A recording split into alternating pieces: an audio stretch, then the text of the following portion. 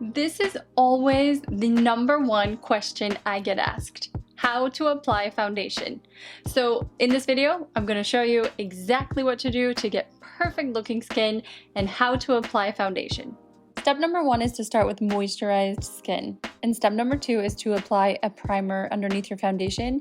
And that is really going to help your foundation from sinking into your pores and your fine lines and your wrinkles.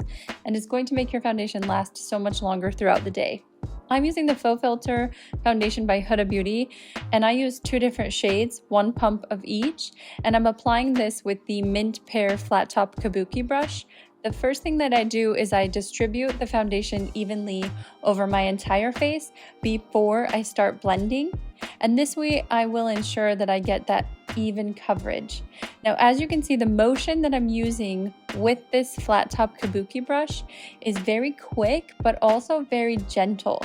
So I'm quickly pressing the foundation into my skin in a downward motion, and that's really going to marry the foundation into the primer, and it's also going to allow me to get the full coverage over my entire face very quickly and very evenly. And it's also going to keep my hands clean.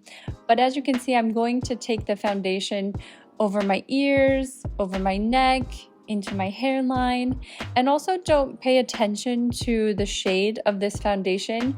This foundation in particular does oxidize after a while, so it will become the exact shade that I need it to be.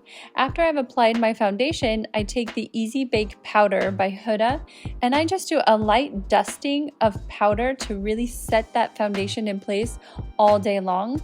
I don't do the heavy baking, as you can see, but I feel like just setting with a light coat of setting powder is perfect. I hope you enjoyed this video. If you have any questions, leave your comments below. I'm always happy to help, and I hope you have a great day. I will see you in my next video. Take care.